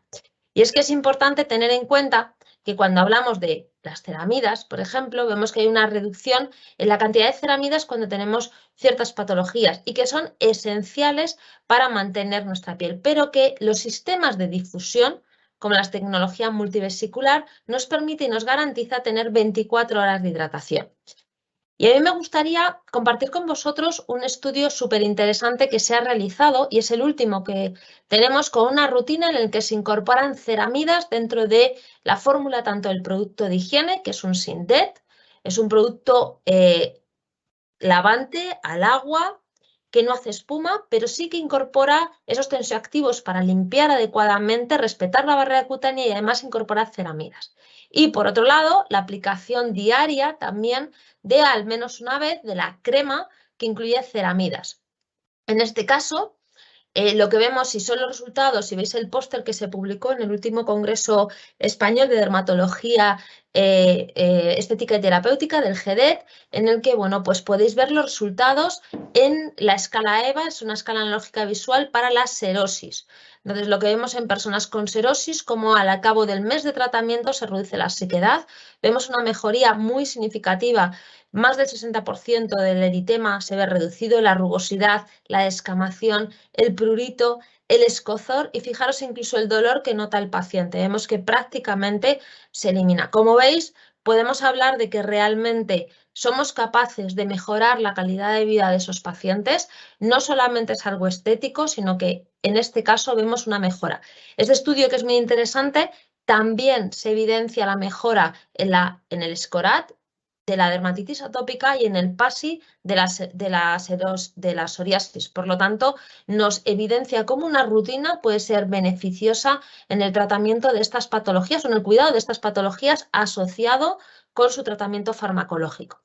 Además, está evidenciado cómo el uso de las ceramidas, la tecnología MUVE, nos mejora los síntomas de la dermatitis atópica y en este caso vemos también cómo en este estudio se busca ese efecto a nivel de la sequedad, a nivel del craquelado, del picor y de los síntomas de la dermatitis atópica. Y en el nivel de, podríamos decir, de seguir buscando pues esa evidencia científica, en este caso es un estudio realizado en 30 hombres y mujeres con más de 70 años, que sabéis que nos encontramos con una alta población de serosis, y en este caso son personas, las 30 personas que teníamos son mayores de 70 años con serosis y descamación. Y lo que veíamos es que la aplicación diaria de una rutina de cuidado con un limpiador con ceramidas y una crema con ceramidas nos permite reducir de una forma muy significativa, fijaros que estamos en torno a un 90%, la sequedad de la piel de los distintos signos. Y además veíamos que mejoraba su calidad de vida, es decir, que ya la piel no les impedía sus actividades diarias, que al final pues es el día a día de esas personas. En resumen, a mí me gustaría pues, compartir con vosotros 4 claves muy sencillas para llevarnos a casa, que al final es que ayudar a restaurar la barrera cutánea, la serosis es la clave, y que los productos de higiene y cuidado tenemos que elegirlos adecuadamente, que estén adaptados específicamente y que tengamos resultados y evidencias clínicas para poder, podríamos decir, recomendarlos con seguridad y sobre todo con que el paciente va a notar los resultados. Que los emolientes al final habéis visto que son una terapia muy eficaz para mejorar visiblemente ese aspecto de la piel seca y que en muchos casos han demostrado que son el complemento eficaz en las manifestaciones atópicas de la piel y en otras manifestaciones de la piel. Y que más allá de la eficacia debemos recordar siempre que deben estar testados en ese tipo de piel para garantizarnos la tolerancia. Por lo tanto, es importante lo que hemos visto hace un momento, el nivel de evidencia y la eficacia que estamos teniendo con los diferentes productos. Has completado perfectamente el panorama. Tenemos muchísimas herramientas para fomentar un debate sano. Por delante puede haber unos 20, bueno, ya veremos a ver si damos un poquito de prórroga para que puedan hacerse casi todas las preguntas que tenemos aquí en nuestro chat, que dicho sea de paso, ya os están felicitando por las fantásticas exposiciones que habéis hecho y la gente está muy contenta. Bueno, tenemos a nuestra dermatóloga Maite, a la enfermera Mónica, a la farmacéutica Mercedes Abarquero y arrancamos, bueno, tengo aquí varias preguntas delante, pero me voy a permitir el lujo, dado que estoy aquí, tengo el uso de la palabra, de hacer una que hago yo mismo desde mi gran ignorancia. Yo observo a muchas personas, especialmente mujeres, pero también muchísimos hombres, que aduciendo que tiene una piel seca, hacen lo que a mis ojos es un uso compulsivo de la crema de manos. Porque no sé si en una jornada laboral de trabajo de 8 horas, cada hora se le puede secar la piel. Y no lo sé si hay un componente psicológico en ese sentido y además el abuso y el uso inadecuado, ¿no? Cuando la piel está en condiciones perfectas, se sigue echando por una cuestión, ya digo, un poco psicológica, compulsiva, pues puede hacer que la piel tenga más dependencia de crema y al final entremos en una espiral donde no hagamos otra cosa en la vida que echarnos crema. Perdón por haberme saltado a todos vosotros, a las enfermeras que estáis viendo esto, pero es que no podía aguantarme. No sé quién queréis contestar. No, en principio, o sea, la piel no se hace dependiente de las cremas, en eso podemos estar tranquilos. Es verdad que lo que tú estás comentando puede ser también ya dentro de un hábito, pues que has generado un hábito de mucha aplicación. Bueno, pues a lo mejor esos son casos excepcionales, pero es más un tema de hábito de la persona. Pero en cualquier caso, si es una crema con una buena formulación, que no tenga un exceso de fragancias, pues una crema adecuada, por mucho que tú te la pongas, no te va a dañar. Otra cosa es que sea una crema, pues que a lo mejor en las manos que tenga fragancia o que tenga compuestos, por ejemplo, de cara al verano que sean fotoalérgicos, pues ahí ya sí que puedes tener problemas si abusas. Pero las cremas así utilizadas para pieles pues sensibles y demás, nada. Lo que pasa es que otra cosa es eso, que uno genere un hábito que ya te hagas un poco dependiente, pero no... Pero vamos, mal, no, lo que pasa es que tampoco va a ser necesario. Al final, normalmente hay veces que nosotros decimos a los pacientes, les recomendamos una aplicación, normalmente se va a recomendar mañana y noche. En los casos incluso más extremos podemos recomendar incluso curas oclusivas, que consisten en que se aplica la crema y se envuelve en un film transparente durante un tiempo. Y en casos así también extremos les decimos a demanda, que ahí sí que es un poco según la necesidad, cuando el paciente detecte pues que tiene la piel tirante o que le moleste, o por ejemplo después de cada lavado de manos, donde sí que es cierto que cuando nosotros nos lavamos las manos pues la piel se deshidrata más, pues ahí sí que cada lavado de manos aplicar después una crema hidratante pues que sería lo correcto. Pero bueno, en cualquier caso, eso, si la crema es adecuada, mal, puedes estar tranquilo que no va a hacer. Perfecto. No sé si alguna de las dos compañeras quiere apostillar algo. David, yo solamente una cosa, porque muchas veces lo veo a la hora de que la gente cuando se aplica la crema de manos, ¿vale? Entonces, en muchos casos, principalmente el gran problema de sequedad lo tenemos en esta zona, ¿de acuerdo? Sobre todo ahora que llega el invierno, y yo lo que veo es que nos aplicamos la crema así. Masajeamos aquí, luego con lo que nos sobra ya nos lo ponemos. Bueno, pues lo primero hay que tener en cuenta que esta zona es mucho más impermeable, se absorbe menos. Por lo tanto, lo que estemos poniendo ahí, luego vamos a ir a todos los sitios cuando vayamos a tocar y vamos a tener la sensación de que muchas veces dices, es que la crema de mano me pringa. Bueno, pues que nos la estamos poniendo mal, ¿vale? Entonces, la crema de mano se aplica en esta zona, se trabaja con esto y con lo que me sobra ya, salvo que tenga un eczema en las manos, que ahí sí que tengo que trabajarlo de otra manera, me lo aplico. Pero para una sequedad normal, sobre todo pues de cara al invierno, que lo que más se nos seca es esta zona, que tengamos cuidado y que recomendemos esa aplicación que parece una tontería, pero muchas veces me tira esta zona y me la aplico en la zona que no es, ¿vale? Entonces, y genero al final muchas veces la de me tengo que estar reaplicando y reaplicando. Y luego, hay veces que la crema de manos, la formulación es importante también. Sistemas de liberación progresiva nos permiten mejorar el tiempo, vamos a decirlo así, de sensación de confort que tiene la crema. Y productos que a veces pues vemos que tengan muchos hidratantes, pero que hidraten de una forma muy, podríamos decir, inmediata, pero no aporten esa hidratación sostenida, nos pueden generar esa dependencia porque noto enseguida tirante, ¿de acuerdo? Y por eso reaplicamos. Entonces, hay veces que, voy a decirlo así, pues tenemos que buscar fórmulas a lo mejor un poquito más costosas, que no sean tan económicas, por ese tema, ¿vale? Muy bien, oído cocina, y todo esto de cómo aplicar la crema también lo reflejaremos, compañeros, tomamos nota en la infografía que luego vamos a ofrecer dentro de un tiempo con los consejos que han salido en este webinar. Bueno, hay una persona que nos dice, las personas de edad avanzada son menos propensas a beber agua, como bien sabemos, que lo ha comentado el tema de la hidratación, la ha comentado nuestra enfermera, Mónica. Dice, esto es un inconveniente para tener una hidratación adecuada. Dice, bueno, además de una hidratación externa, por todas las cremas que puedan utilizar, ¿qué manera sería la más adecuada para asegurarnos esa hidratación interna que posteriormente se verá reflejada en la piel? Porque decíamos, los 2 litros de agua es un camelo, pero un poco qué consejos podemos dar para tener esa hidratación interna y sistémica, aparte de la tópica. Si me permitís, bueno, yo le he comentado ya que a las personas mayores les cuesta mucho beber porque tienen abolido la sensación de sed y lo que debemos de estimularles es a que lo consuman en otros formatos, como acostumbrarse a tomarse una infusión a determinadas horas del día o que fomentar las sopas, los caldos.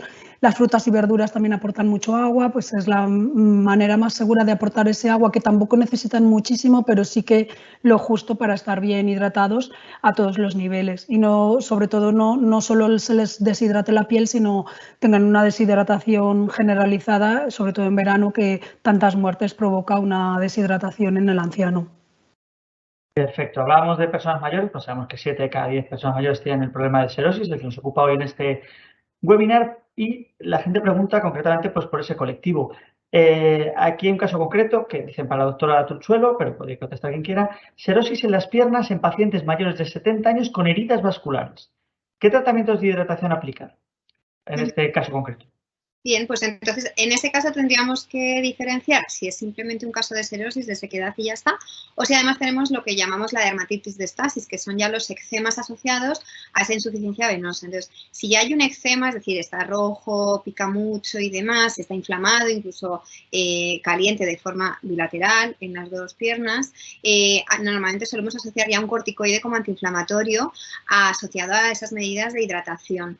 Y en estos casos lo que es muy importante, dado que la piel pues va a tener muchas heridas, ahí es más factible que haya una puerta de entrada para una infección bacteriana. Entonces, también en estos casos lo que es muy importante es vigilar, y si de repente una de las 2 piernas pues se hincha mucho más que la otra, o está muy caliente o duele mucho más, sospechar que puede haber una infección bacteriana asociada, y entonces ya les pautamos antibiótico como corresponda.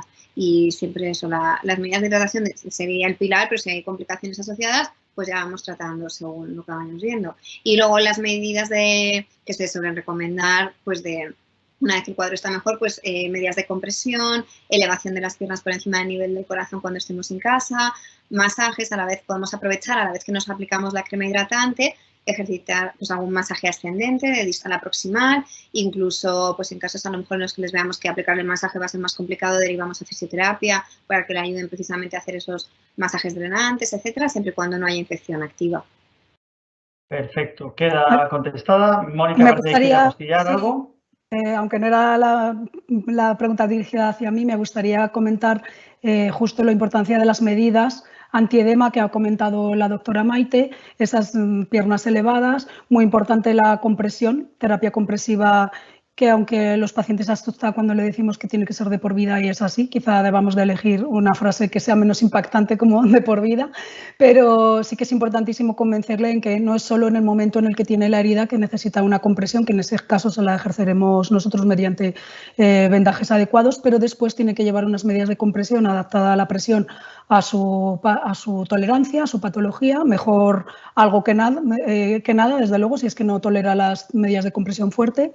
Y esas medidas antiedema, mucha hidratación y, muy importante, llevar esa compresión para evitar las recidivas, porque es una enfermedad que es recidiva con muchísima facilidad. Y como muy bien sabemos las enfermeras son heridas que cuesta cicatrizar si no es con compresión.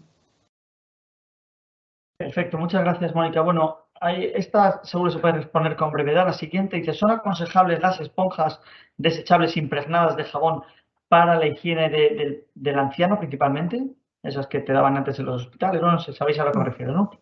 Yo diría que no, porque llevan un jabón muy espumante, llevan muchísimos espumantes, muchos surfactantes que no son en absoluto necesarios, con lo cual yo diría que no. Y lo primero, que no es necesario frotar con esponja, aparte del jabón que lleva, que no es del todo recomendable. Ninguna de las 2 cosas, ni el jabón que lleva ni la esponja. ¿Alguien defiende la teoría de que son buenas? Nada. Pues ya está. Entonces pasamos a la siguiente pregunta, que ya es un caso más concreto. Dice, ¿qué recomendáis para una mujer de 64 años con piel seca y prurito en la zona distal de la pierna, cara anterior y posterior? ¿Fármacos? ¿Alguna crema en concreto? ¿Cuál sería el tratamiento? Un poco, a ver, sobre el papel, sin haber visto al paciente. Sí, pues una crema que sea que combine distintos activos, pues ceramidas, sobre todo que mire esto, pues que lleva ceramidas, colesterol, que no lleve fragancias y no sé si lo que quieres, a lo mejor algún nombre concreto, pero vamos, que fundamentalmente hidratantes, que simplemente con una buena higiene, como comentaba Mónica, a lo mejor cambiando las medidas de higiene de pues hacer duchas más cortas, frotar menos y una correcta hidratación de forma mantenida en el tiempo, pues probablemente con esto mejore mucho. Muy bien. Esta pregunta, por cierto, nos la hacía Irene, que no lo hemos dicho. Gracias, Irene, por tu pregunta. Aquí tenemos a otra asistente al webinar que pregunta, se llama Jisume, pregunta lo siguiente. Hola, buenas tardes. Para un anciano con piel seca y perdonad mi ignorancia, EE.ii, que no es lo que es, pero pone también problemas cardiovasculares, ¿qué es más recomendable, mepentol o vaselina? ¿Qué era EEI, perdón? Extremidades inferiores. Ah, perfecto, pues nunca te acostarás sin saber más. Pues, ¿qué tenemos? ¿Tenemos mepentol o vaselina? Sí, bueno, no sé si desde el punto de vista dermatológico, quizás si tenemos que elegir entre las dos, escogeríamos la vaselina porque sabemos que la vaselina es un oclusivo que, por evitar temas de alergia, pero vamos, el bepantol tendría la ventaja de ser antiinflamatorio, pero bueno, en ciertos casos sí que podemos ver ocasionalmente pacientes que a lo mejor les produzca intolerancia. Entonces, si hubiera que elegir entre estos dos, la vaselina, pero es cierto que a lo mejor tienes otras opciones que combinen otros activos porque al final la vaselina te está haciendo una oclusión, que no está mal porque evitas la pérdida de agua, pero lo que decíamos en la presentación, que buscamos a lo mejor formulaciones que intenten mimetizar o recuperar esa estructura lipídica que nuestra piel tiene en condiciones normales. Entonces, pues a lo mejor buscar cremas que lleven pues eso, más ese colesterol, esas ceramidas, que imiten más nuestra propia barrera. La vaselina está muy bien, pero a lo mejor tiene otras opciones que puedan ser mejores. De hecho, el mepentol son ácidos grasos hiperoxigenados que si son en formato aceite no es del todo la opción más recomendable para las piernas, para prevenir las heridas en miembro inferior. Sería más recomendable en formato leche. Los ácidos grasos hiperoxigenados en formato aceite vienen mejor para la prevención de las úlceras por presión o las lesiones derivadas de la dependencia, mejor nombrado, que para prevenir las heridas de pierna. Mejor un formato leche para las piernas. Perfecto. ¿Algo más que decir, Mercedes? ¿Os vale con la respuesta que tenemos? Yo poco tengo que decir porque las expertas han hablado y conocen la base, vamos a decirlo así, los productos. Efectivamente, la vaselina es una sustancia que es muy útil y que puede ayudarnos, pero que tiene, pues por ejemplo, pues puede ser beneficioso otro tipo de productos y que en el caso de prevención, pues podemos utilizar, como dice Maite, productos que contengan otras sustancias biomiméticas con la composición de la piel. Y bueno, pues es muy útil, como decía Mónica, en esas personas con dependencia. Entonces, bueno, pues ahí es donde tenemos que valorar como enfermeras que dentro del arsenal terapéutico que tenéis, pues qué producto es el que mejor se adapta en cada situación a la patología y que esté testado sobre todo en la situación en la que queremos recomendarlo. Bien, pues una compañera llamada Patricia Navarro nos plantea un caso complicado, que hablamos de un paciente geriátrico con deposiciones diarreicas de 2 días de evolución que le ha producido irritación en la zona de los glúteos y descamación por humedad. Además, es portador de pañal y pregunta qué crema tópica iría mejor en este caso. Bueno. En este caso, qué avidez por contestar.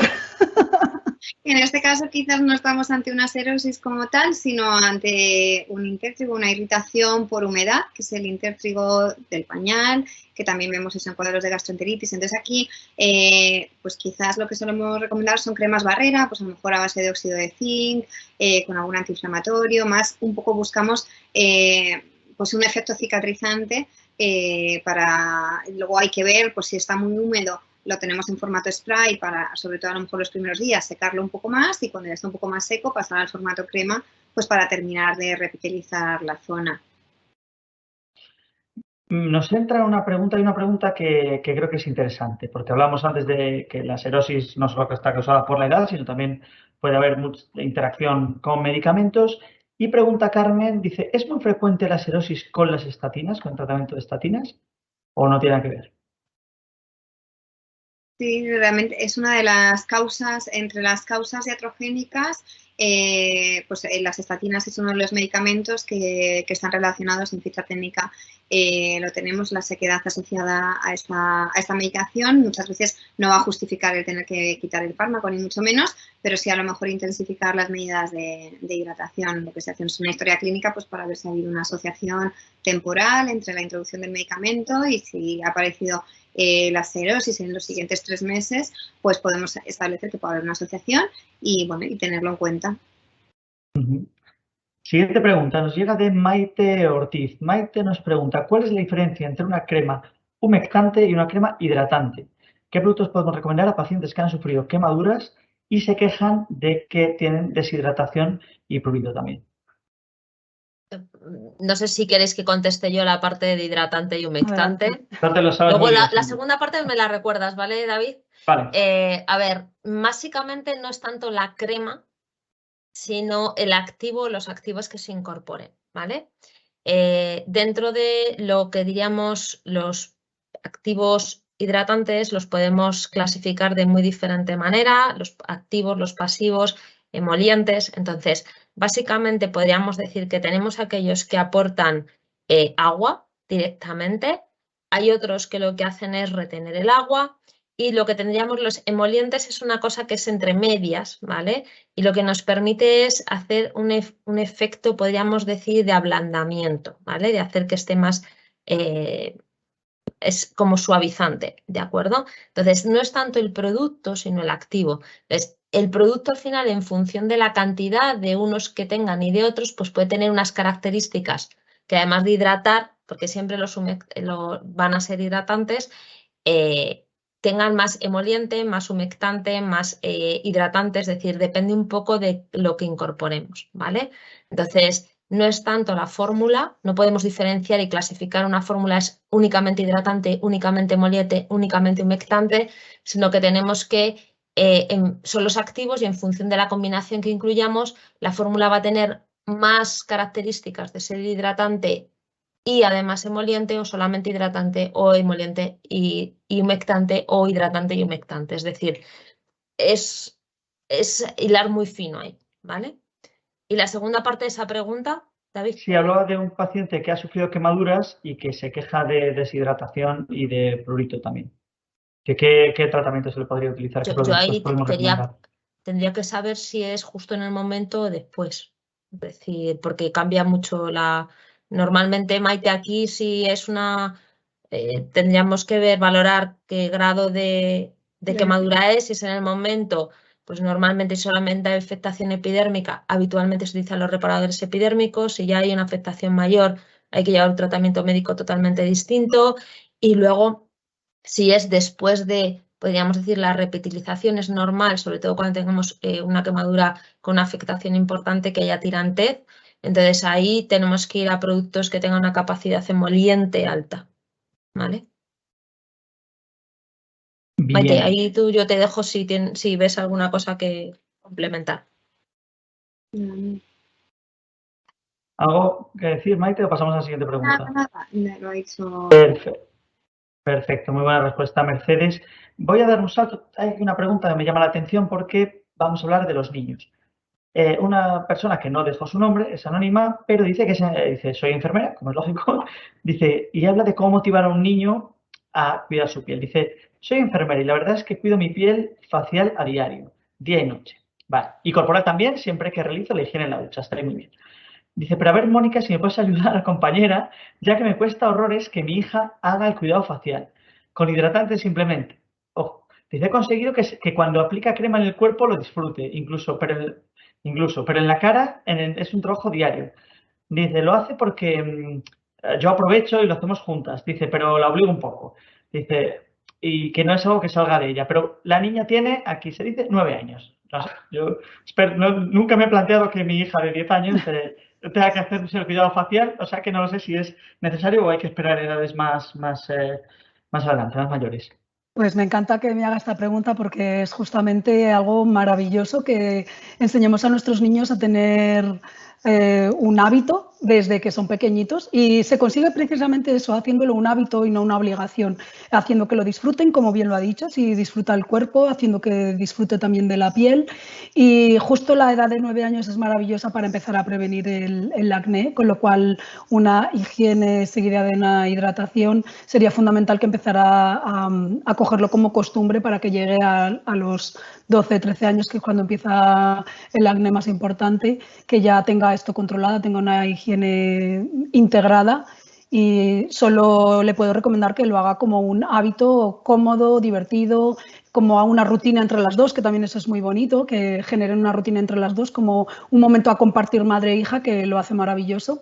Y en este caso porque es una niña, pero un niño hablamos lo mismo, tenemos que a las nuevas generaciones hacerles ver que los cuidados de la piel no tienen sexo, no está relacionada con la mujer como antiguamente, sino que tanto hombre como mujer se debe cuidar la piel y a los niños varones, o bueno, ahora como ya no tenemos género, pues en fin, que a todo el mundo para todo el mundo debe cuidar la piel. De cuidar la piel, hacerlo un hábito desde pequeñitos y justamente desde bebés que empezamos a hidratarles, no perder ese hábito nosotros para que no lo pierdan ellos y lo integren en su rutina diaria, igual que ponerse el pijama, pues antes del pijama la hidratación. Mercedes levantó la mano. Sí, solamente es una de las reticencias a aplicarse los productos los niños, es que a veces se los meten dentro de los ojos y obviamente, aunque sean productos que estén pensados para que tengan tolerancia ocular, son productos que habitualmente no hay que aplicarlos dentro del ojo, entonces cuando se lo meten dentro les puede picar.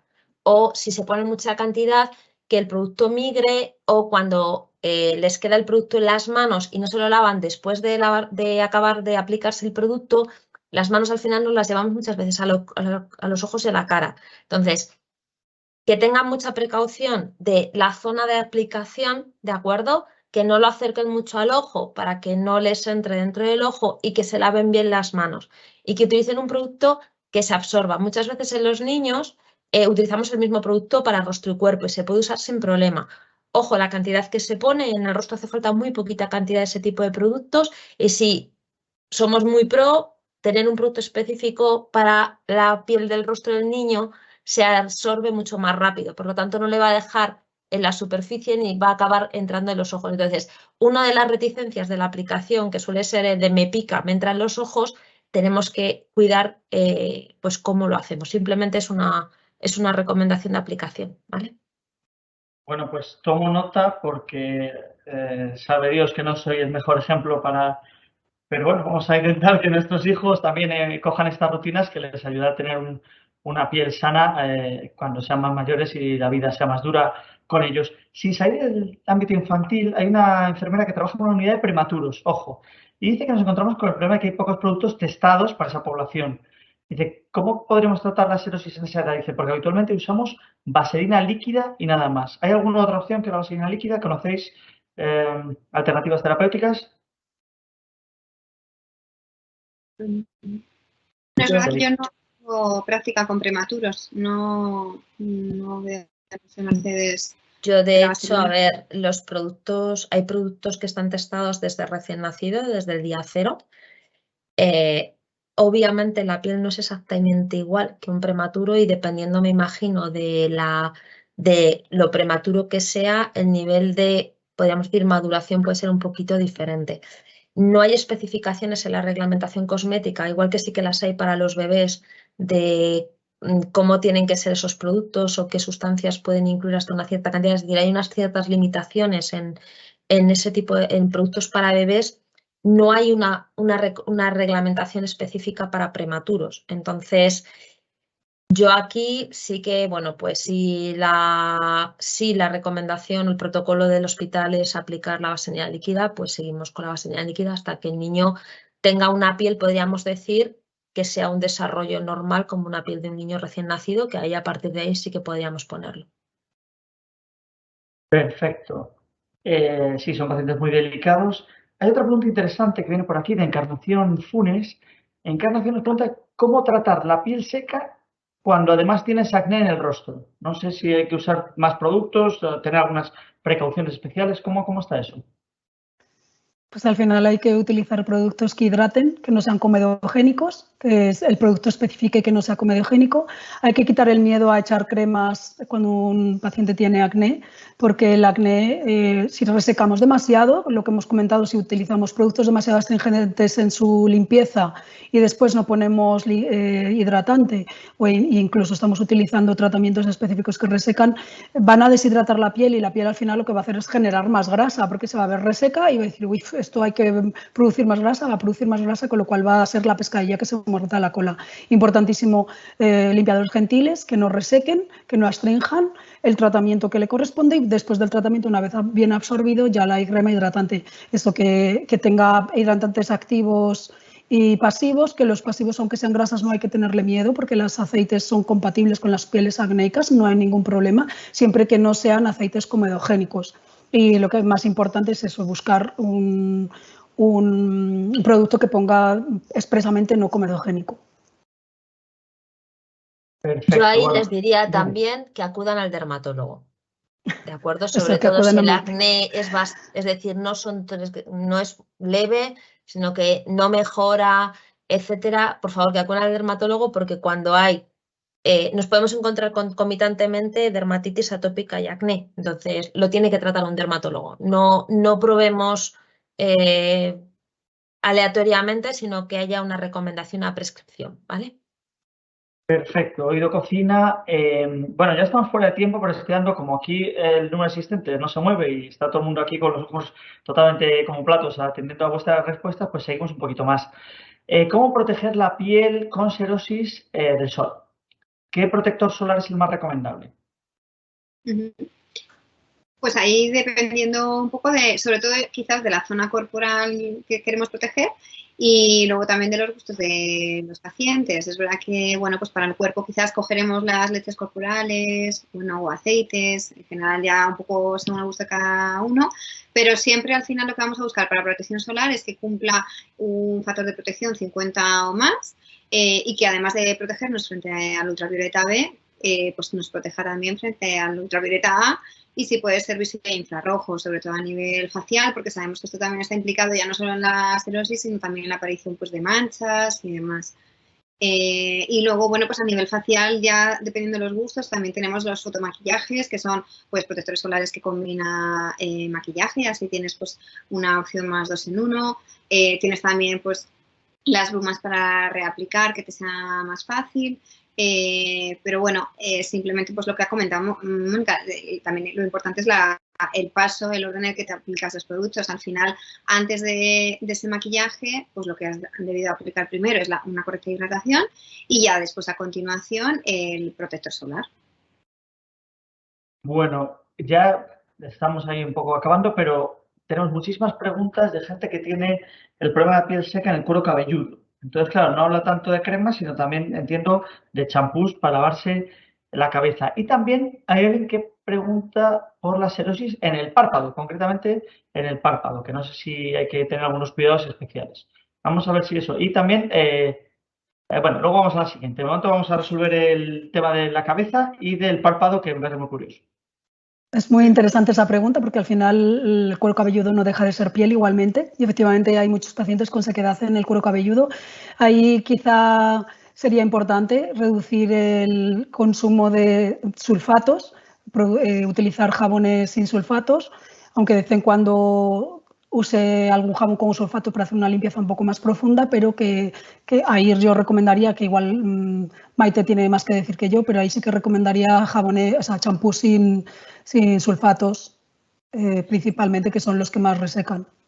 Sí, como dice Mónica, es importante escoger un buen champú y también ver si estamos simplemente ante un cuero cabelludo seco o si lo que tenemos ya es una dermatitis seborreica, que entonces ahí pues a lo mejor tenemos que asociar pues algún champú con algún activo antifúngico, antiinflamatorio para controlar tanto ese exceso de grasa que produce la inflamación como la malacesia que también puede estar implicada. Y luego, muy importante lo que decía Mónica, hacer hincapié o preguntar al paciente sobre sus hábitos de cuidado, porque es verdad que hay pacientes que ante este problema deciden no lavarse el pelo, lo vemos mucho en la consulta y me dicen, pues no me lavo el pelo más que una vez cada 10 días y realmente pues a lo mejor estás empeorando el problema porque te está acumulando más sebo, más suciedad y eso empeora la sequedad y la irritación. Entonces, pues dedicarle tiempo es hablar con el paciente para explicarle que con el producto adecuado, como decía Mónica, pues se puede realizar una higiene de cuero cabelludo rutinaria. Y respecto al eczema palpebral es bastante típico porque la piel del párpado es de las más finas de todo el cuerpo y cuando estamos aquí, lo mismo, tenemos que preguntar, pues a ver si muy frecuentemente en pacientes con dermatitis atópica el párpado es una de las zonas que típicamente se ve afectada. Y otras veces también lo que tenemos que descartar son eczemas de contacto alérgico, pues típicamente precisamente los champús o las uñas permanentes son unos de los activos que más frecuentemente se ven implicados en los eczemas palpebrales. Entonces, pues nuevamente una buena historia clínica para ver ante qué estamos y luego ya pues intentamos a hidratantes específicamente palpebrales y si ya hay una inflamación asociada, pues pautaremos algún antiinflamatorio, ya sea corticoide, pimecrolimus, y bueno, también eso, pues tener una buena rutina, también a ver con qué se está desmaquillando, porque si no, el eczema palpebral es de los eczemas más recurrentes, vuelven a salir enseguida si no mantenemos unos buenos cuidados. Perfecto. Bueno, quedan 5 minutos, vamos a dar 5 minutos más y acabamos. Silvia Casares nos pregunta, ¿qué recomendáis para los pacientes con insuficiencia renal crónica, ya que su piel, nos dice, y será verdad, está siempre muy seca y tienen restricciones en la ingesta hídrica pues debido a su enfermedad? ¿Qué hacemos con este colectivo? A ver, yo creo que pueden responder Mónica y Maite, pero yo me voy a lanzar un poco al ruedo y luego si queréis complementáis. Mirad, hablábamos antes de la ingesta de agua, que tiene que ser adecuada. Aquí en este caso pues vemos que incluso hay una restricción. Yo siempre digo que la piel es un órgano secundario, es decir, el agua llega primero a otros sitios antes que a la piel y que además tenemos que tener en cuenta que en la epidermis hay un gradiente de concentración de agua, que lo ha explicado al principio Maite, tenía un dibujito para explicarlo. Entonces, en muchos casos, aunque nosotros ingiramos el agua, no va a llegar suficiente cantidad. Entonces, por eso siempre recomendamos la aplicación externa. En situaciones como las personas mayores, que hay un déficit de filagrina que no va, o de otras sustancias o los atópicos, que no va a retener ese agua, la incorporación de un producto externo que aporte agua es crucial. En este caso, en el que plantean, en el que vemos que hay un déficit de agua porque no se está ingiriendo suficiente, la incorporación de un producto externo que aporte agua, que sea capaz de retener el agua que tiene en esa superficie de la piel va a ser clave. Entonces, yo os diría que aquí vamos a trabajar sobre la barrera cutánea, es decir, productos que nos ayuden a reparar la barrera cutánea, ricos en ceramidas, que os aporten lípidos, que incluso hay productos que incorporan, por ejemplo, urea o que puedan incorporar ceramidas o que incorporen triglicéridos, nos van a ayudar muchísimo a que esa piel, podríamos decir, esté más elástica. A lo mejor nunca o no vamos a conseguir en ocasiones llegar al nivel porque es una piel que tiene una alteración importante, pero sí que vamos a conseguir que el confort del paciente sea mejor. Perfecto. Sí, dime, Maite. Pacientes con insuficiencia renal crónica, otra de las cosas que también va asociado a la cirrosis es el prurito, precisamente por los niveles elevados de la creatina. Y es verdad que ese prurito, ese picor, a veces es muy difícil de manejar, entonces se puede combinar o buscar dentro de esas cremas hidratantes también alguna que lleve algún activo pues calmante precisamente de los picores, les puede venir bien. Y otra recomendación que les hago yo a veces a estos pacientes es guardar esa crema hidratante en la nevera para que esté fresquita, porque ese frío también calma ese picor, puesto que se transmite la sensación por otras vías y terminaciones nerviosas, y puede ser un truco sencillo para intentar aliviar ese prurito que realmente llega a ser un reto terapéutico, porque es de los más difíciles de manejar.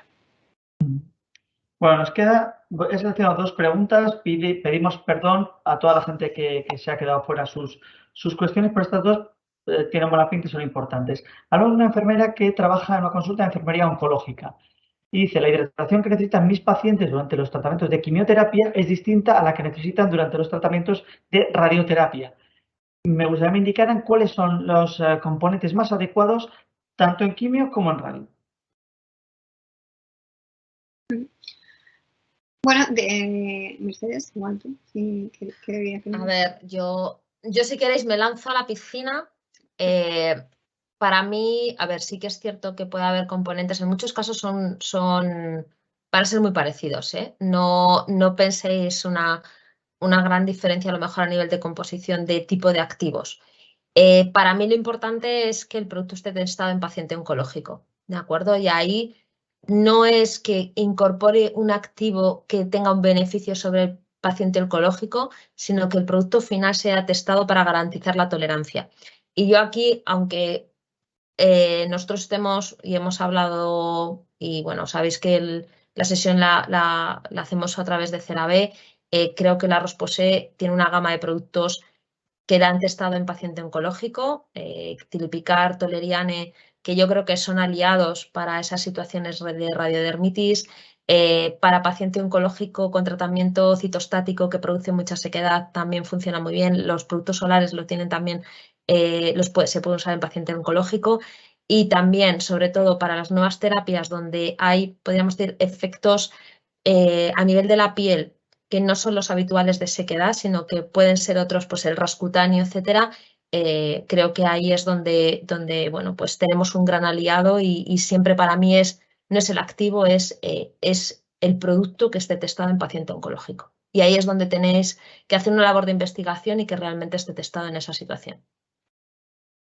¿Algo que aportar, compañeras? Divino. Perfecto. Bueno, con la última pregunta. María Ángeles García pregunta: ¿es adecuado el uso de cremas con corticoides para serosis peribucal? ¿Y cuáles serán sus efectos secundarios de su uso continuo? Efectivamente, los corticoides. No sé si me oís.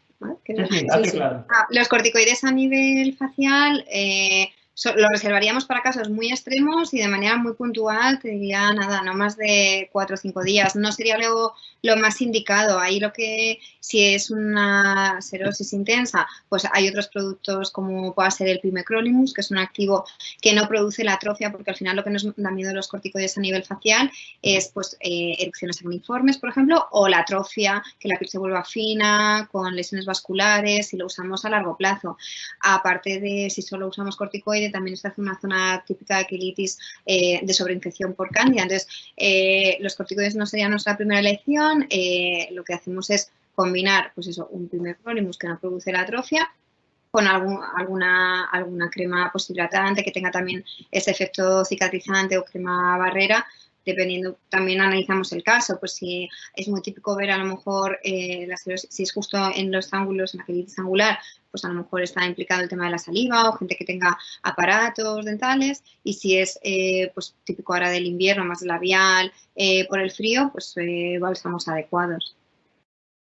Perfecto. Mónica, Mercedes, ¿algo más que decir o finalizamos la sesión? Simplemente dar las gracias a todos los asistentes y a vosotros por haberlo hecho todo tan fácil. No, los que estamos mega agradecidos somos nosotros, porque es que hemos tenido 3 ponentes de primerísimo nivel, que es una pena todas las preguntas que se quedan fuera, pero bueno, hemos tocado un montón de temas y desde aquí os queremos dar las gracias tanto a Maite Truchuelo, del Hospital Vitas de Arturo Soria en Madrid, como a Mónica Costumero, del Centro de Salud Monterrozas, que luego dices, es una enfermera primaria, pues no sé yo, o sea, yo creo que es una... No te van a dar el título de dermatología mañana cuando vean ahí esta intervención, y por supuesto a Marisa Barquero, que es la gran experta en composición de productos en este lío tan complicado, porque cada principio activo pues cuenta mucho y la composición. Sin más, nos despedimos. Muchas gracias por estar ahí y nos vemos pronto. Adiós. Muchas gracias. Muchas gracias. Adiós. Adiós, gracias.